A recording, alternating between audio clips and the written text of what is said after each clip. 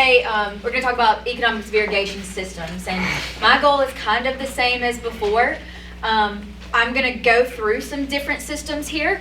We're going to talk about center pivot, and so that's going to include mid-elevation spray application, low elevation spray application, and then low energy precision application. And for the benefit of all of us, I'm going to call these Mesa, Lisa, and Lipa. And we'll talk about subsurface drip irrigation, SDI, and I've put surface irrigation or gravity irrigation up here just to remind you that it's probably not going to work in our region. And it's definitely not going to be as efficient as these others, but it is worth just throwing up there and having a few words about it. We're not going to go too deep into these. I think following folks will go further into the mechanics of these systems far beyond what I can cover, but we're going to cover just enough for you to hopefully get a solid idea of where your investment goes or where your money's going when you invest in these kinds of systems, and where you can potentially save some money, either through water savings or just through operational costs. So I got about 25 slides here. We're going to move through some of them kind of quickly. I've got a lot of tables again, but you guys can read, so we don't have to go through every single line. But we'll start just with center pivot, looking at that mid-elevation spray application. And just going to go through real quick how it works, what it's best suited for, and some limitations associated with these systems. So overhead sprinkler application for mid-elevation sprays, it's the most common baseline system. So when you hear center pivot, this is typically what's happening. It's just a mid-elevation spray application. It's best suited for those large uniform fields, moderate well capacities, and a flexible crop rotation. Some limitations, obviously you're going to have some wind drift, evaporation losses. You're going to experience some of that with all of the center pivots, but less so with those lower elevation spray applications. And then it does have higher pumping requirements than a few others. So next kind of center pivot, we'll just go through all center pivots here, is that low elevation spray application. Very similar to the mid elevation spray, but those nozzles are going to be positioned lower. It's typically seen as a balance between that low energy precision application and the traditional spray systems. It's best suited for fields that have residue or some uneven filtration, and producers who want the efficiency gains without having all of the management requirements and extra investment requirements that come with that LIPA management demands. This is often a good system for you to look into. Limitations, it's going to be slightly less efficient than that LIPA system, going to be slightly more efficient than the Mesa system though. And then you're still going to have some of those dripped evaporation losses, but going to be less so than that mid-elevation spray application. Then looking at the third kind of center pivot we're looking at here is that low energy precision application. So with this one, you've got drop hoses or bubblers that apply water directly to those furrows or basins. So it's even more efficient than that Lisa system. It operates at a very low pressure. This is going to be best suited for places with declining wells, which is pretty much what we're seeing around here. Declining wells, declining aquifer levels, furrow diked or basin tilled fields, deficit irrigation strategies. So you're trying to apply less water. Limitations, it's going to require some surface runoff control, and it's going to be less flexible for residue heavy or non-row crops. So that's just something to keep in mind as you're looking at these systems. When it comes to center pivot, Mesa is going to be, that mid-elevation spray application is going to be your traditional, typical center pivot system. Low energy precision application is going to be probably most efficient, especially when we're looking at declining wells, declining aquifer levels. That Lisa is going to be somewhere in between. So it's kind of a good middle ground. So what does all of this cost? So not the irrigation system expert, okay? So when we get into some of these line items, when it comes to the mechanics of these things, I'll do my very best to answer any questions you have. But please keep in mind, I am also trained as an economist. So just looking at the current cost of a quarter-mile center pivot, roughly list price, I will say I've looked at, I did some searching, really anywhere from like $100,000 to $120,000 per system. Okay, so that's your total list price.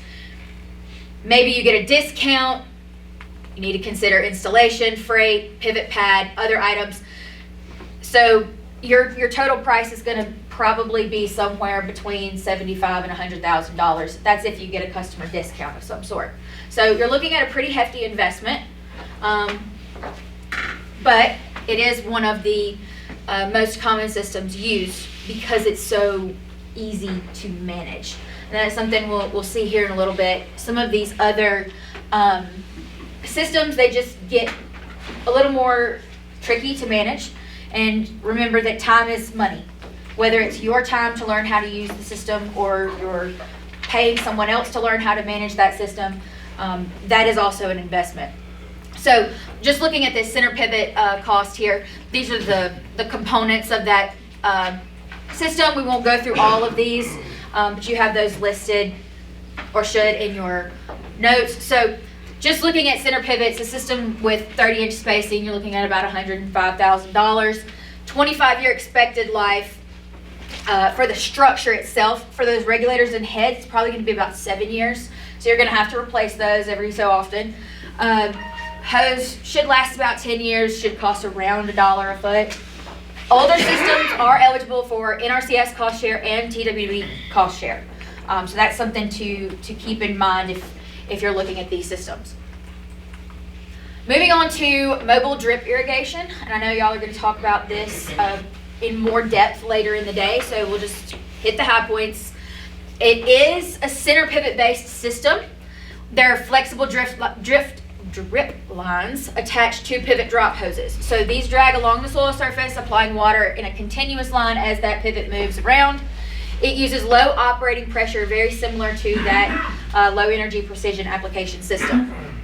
Best suited for declining wells, like the Ogallala is seeing, high wind environments, and producers who want surface drip or subsurface drip like efficiency without that capital investment.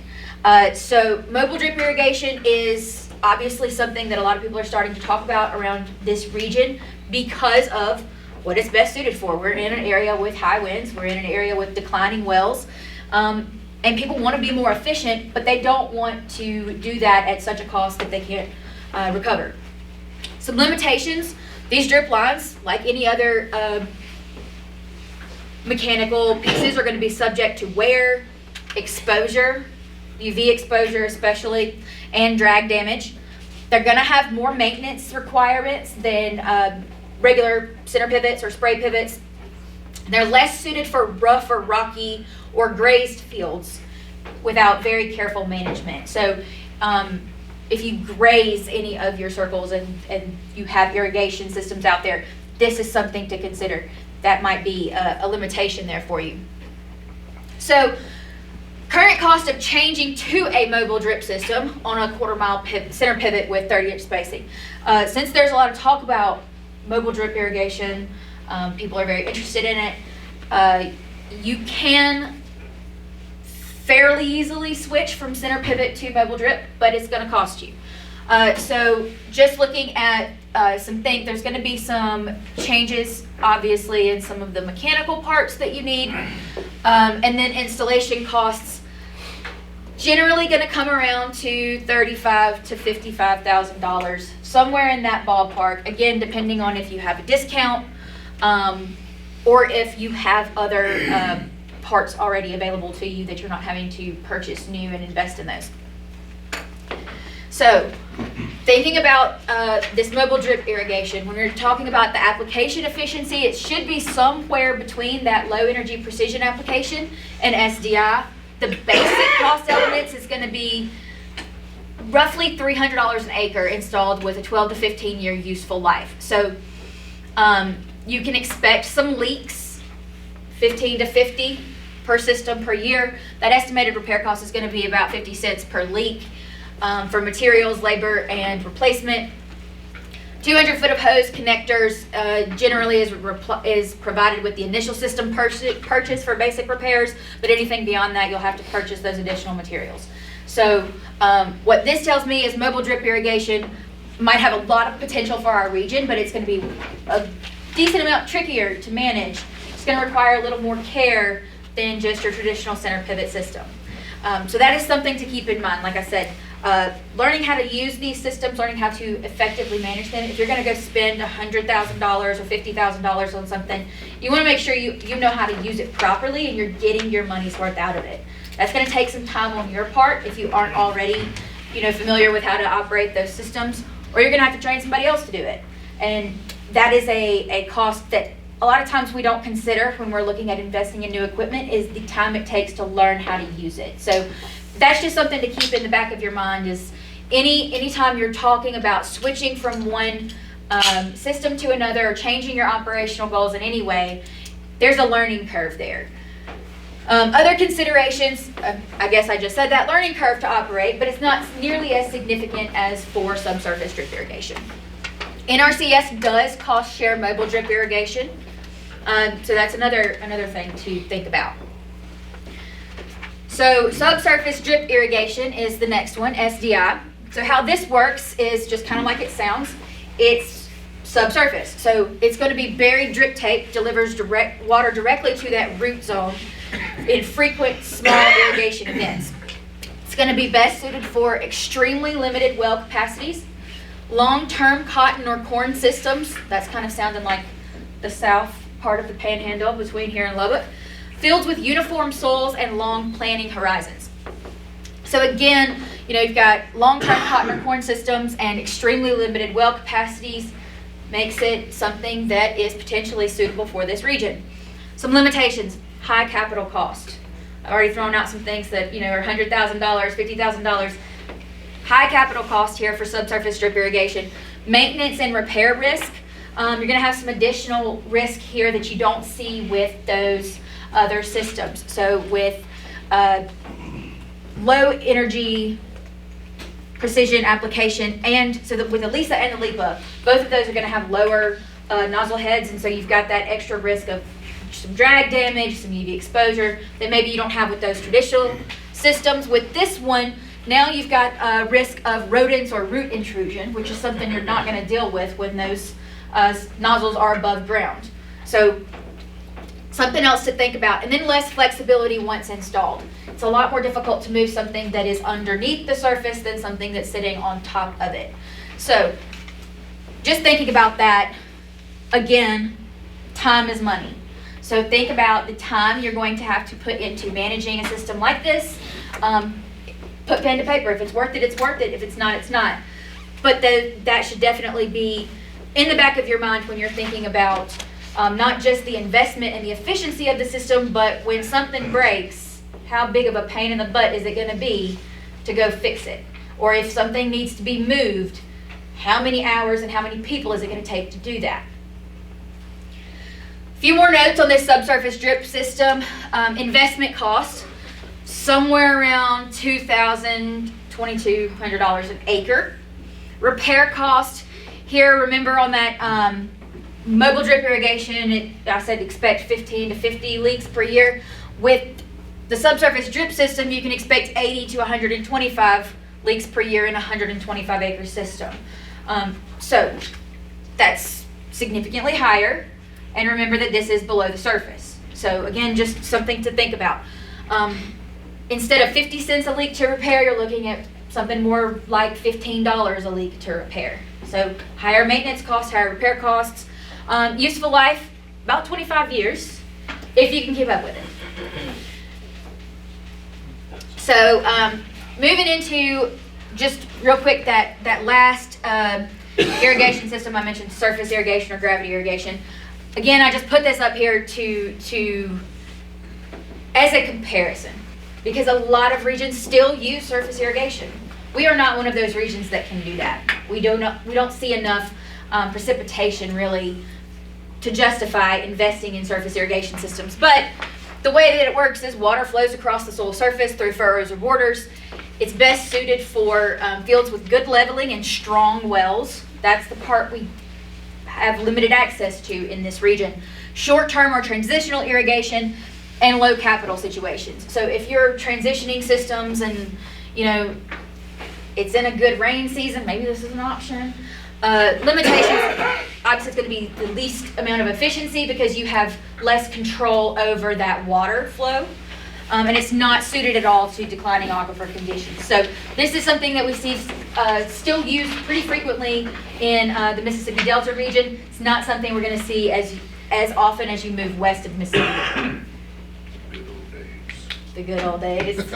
See, I'm from Alabama, so surface irrigation is something that's still, we've got a lot of center pivots, but surface irrigation is still used in many parts of the Southeast. It's just not something that we're going to be able to manage here.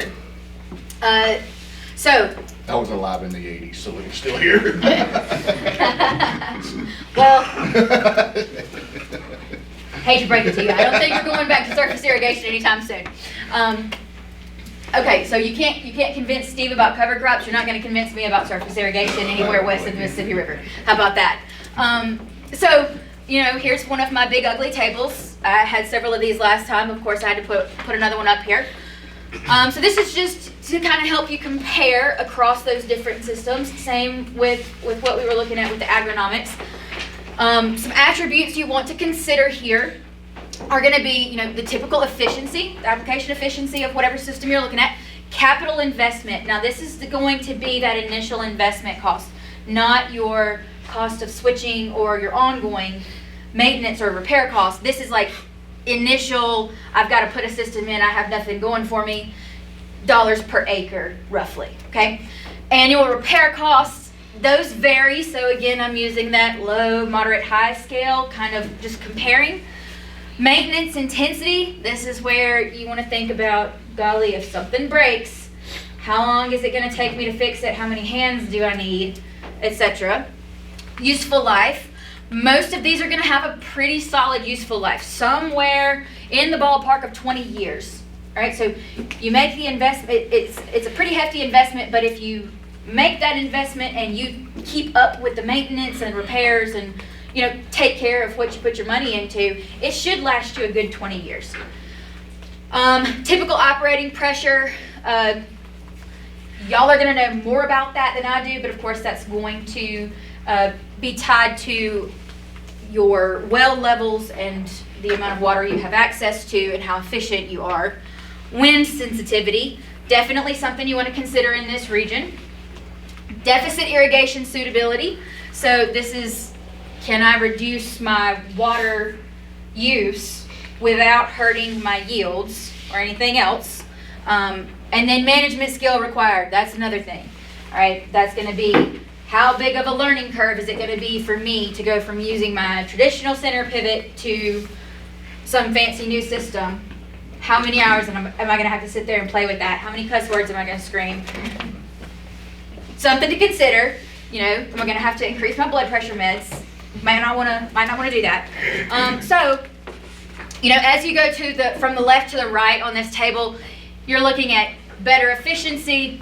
You're also looking at higher capital investment, higher maintenance intensity, higher annual repair costs.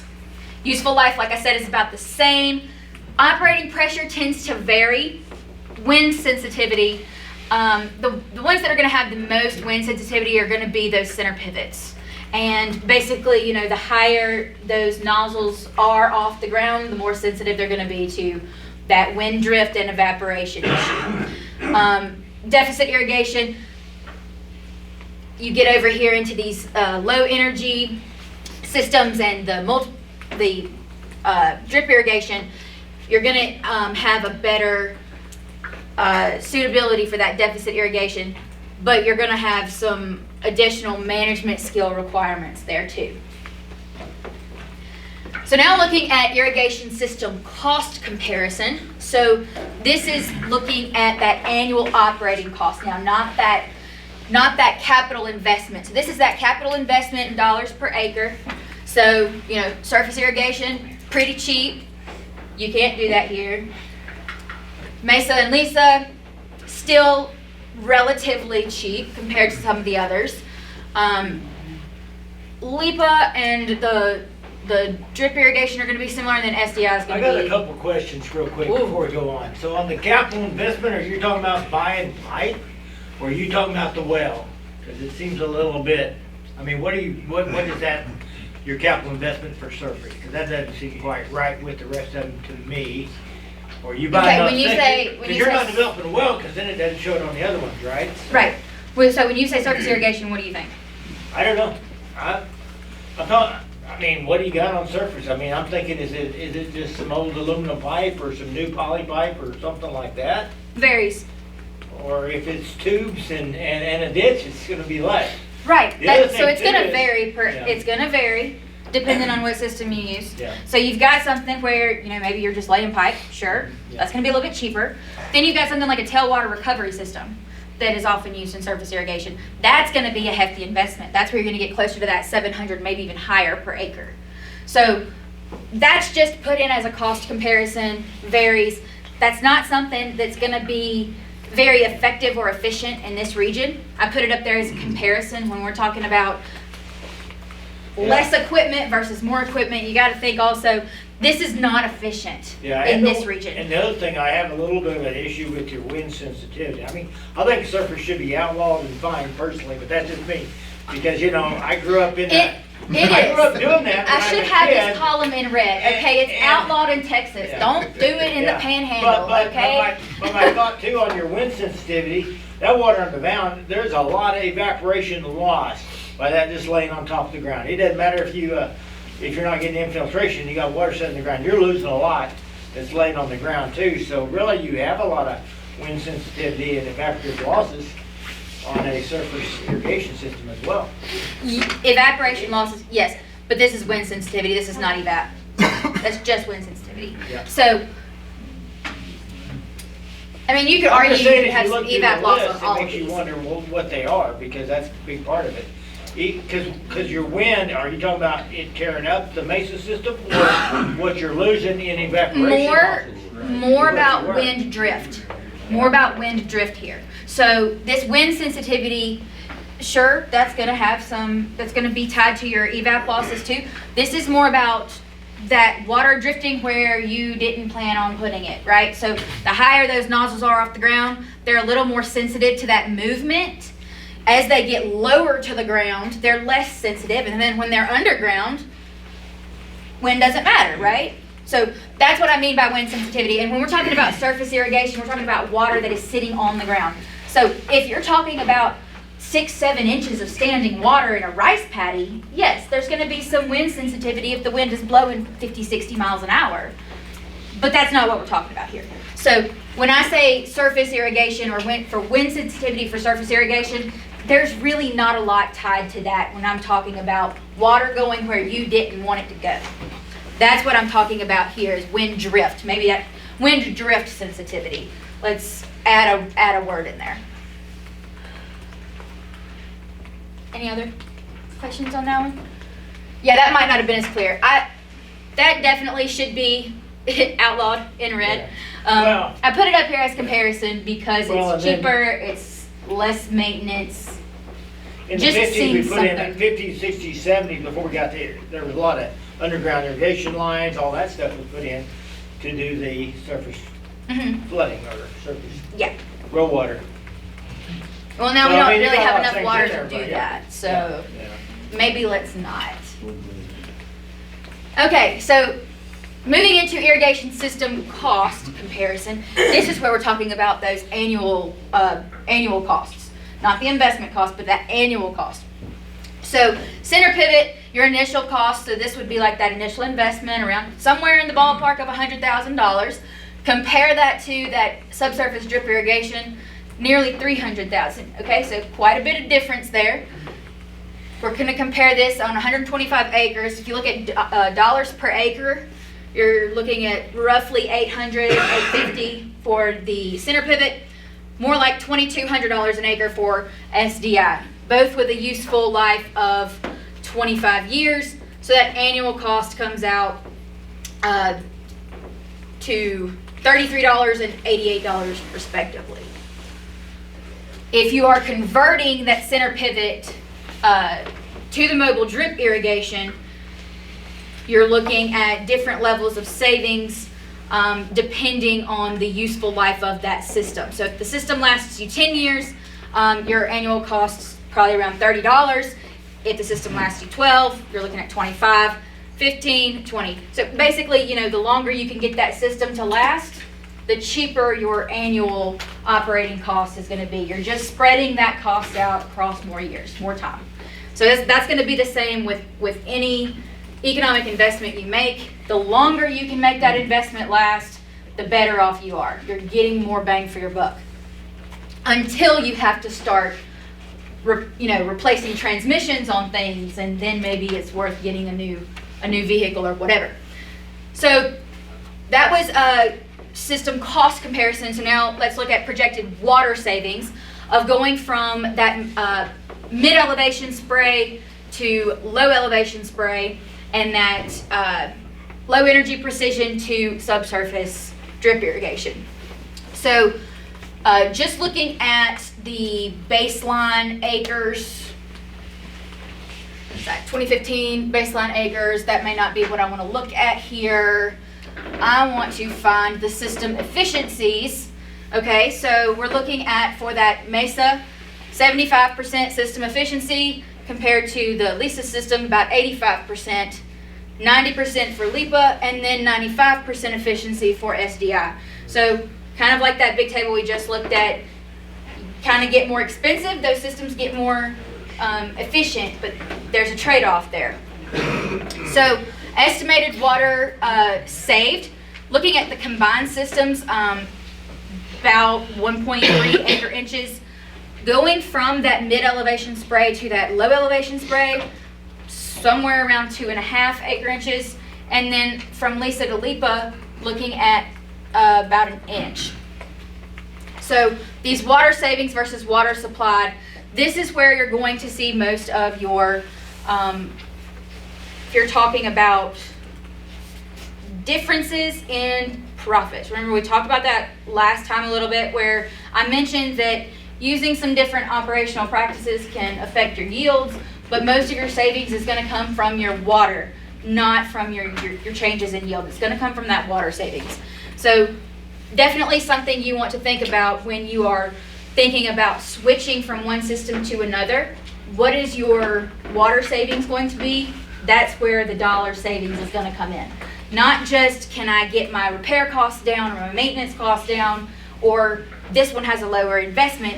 That water efficiency really matters. So even though we're looking at higher costs on these, I'm going to call them fancy systems, these LIPA and SDI. Even though you're looking at higher costs, you're looking at higher efficiency. So you want to really think about what that trade-off is and if it's worth it.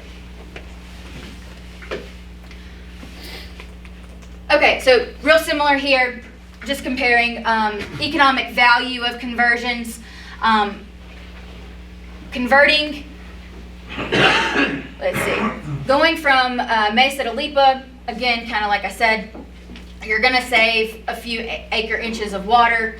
That estimated value per acre is going to be the number of bushels times the price of the bushels. So could be anywhere from $67 to $140 estimated value per acre.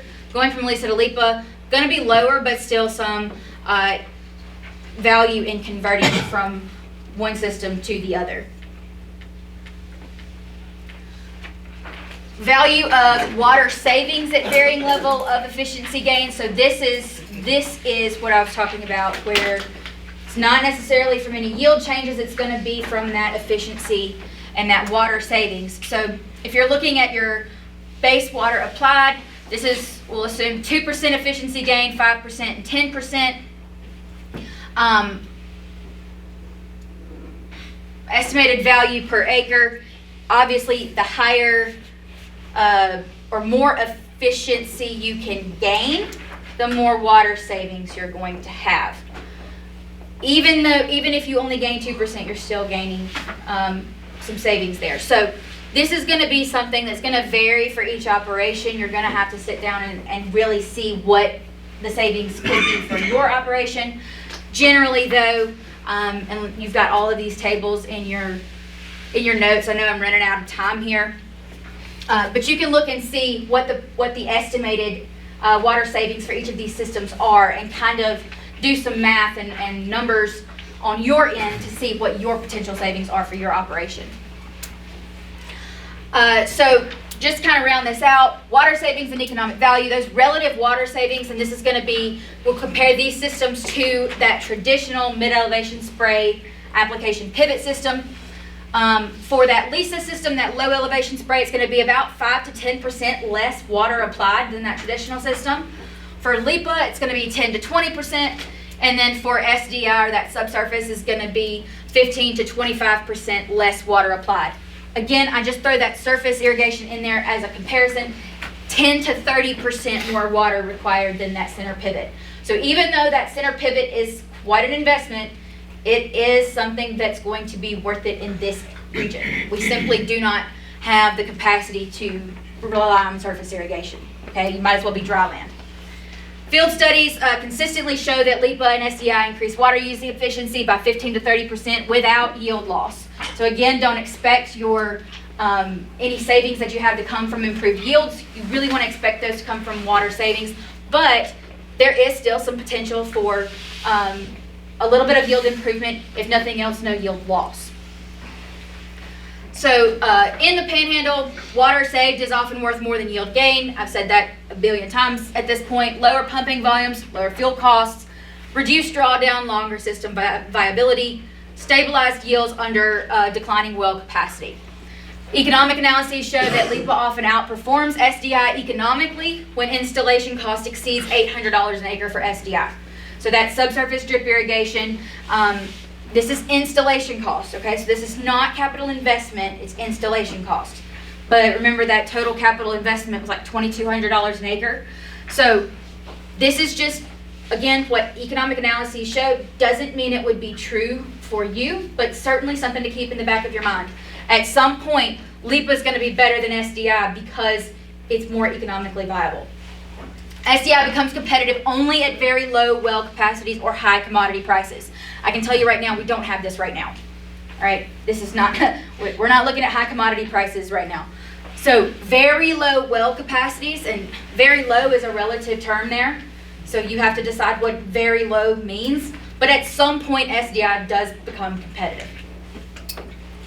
LIPA commonly provides higher net returns than SDI when that irrigation capacity is moderate to high and those SDI costs exceed that $800. SDI is economically favored under those low well capacities or long-term monoculture systems, so like those long-term cotton or corn systems. Water savings often contribute more to profitability than yield increases. And the last thing to think about when you're looking at comparing across these systems is natural gas engine efficiency. So just looking at energy use per acre inch across all of these systems, obviously surface is going to be high. We can just nix that. Mesa is going to be moderate compared to surface, but if we remove surface, then Mesa could be that high. LISA is going to be lower than Mesa between LIPA, somewhere in that sweet spot. LIPA is going to be lowest among pivots. SDI is going to be low, but if leaks occur, then it can get really high. So there's a lot of caveats that come with this SDI system. That's just something to keep in your mind. The average field measured thermal efficiency of natural gas irrigation engines is around 22%. Those LIPA systems reduce energy use by 10 to 25% per acre. So, summary, big key takeaways here. Center pivot remains the dominant due to flexibility and manageable costs. Flexible system, manageable costs. Most people are familiar with it. LIPA is often that sweet spot between high efficiency without the capital risk that come with that subsurface drip irrigation. SDI fits those niche long-term water limited systems, but it's not a blanket solution. Mobile drip irrigation may be a cost-effective alternative to SDI. I think people talking later today to you will provide a great deal more information on that. Maybe get in a little more depth on what MDI is. Surface irrigation is increasingly incompatible with Ogallala decline, obviously. Economic payoff comes more from saved water and energy than from yield gains. So those are the big takeaways here. Hopefully I've given you enough to just kind of think about where your investment goes and what you need to be thinking about when you're considering investing or changing in these, changing from one system to another. But that is all that I have. So again, here's my information, phone number, email. I think we're probably close to out of time, but if anybody has one or two quick questions, happy to answer those. I have one more comment, but I think it's, a center pivot is so much easier to find your irrigation leak or your problem than I think the other ones are, so that's Yeah. the other thing. That is one Especially thing. the subsurface strip, some guys got that, don't have a road problem like, God, dang, I should have thought of that. You know? And that's something, that's why I say consider that. Yes, we're talking about, And I oh, assume I thought I did that, sorry. No, sorry. And I think the mobile drip is something like that too, because I know the first year, I think, it's Errol was here, he had issues.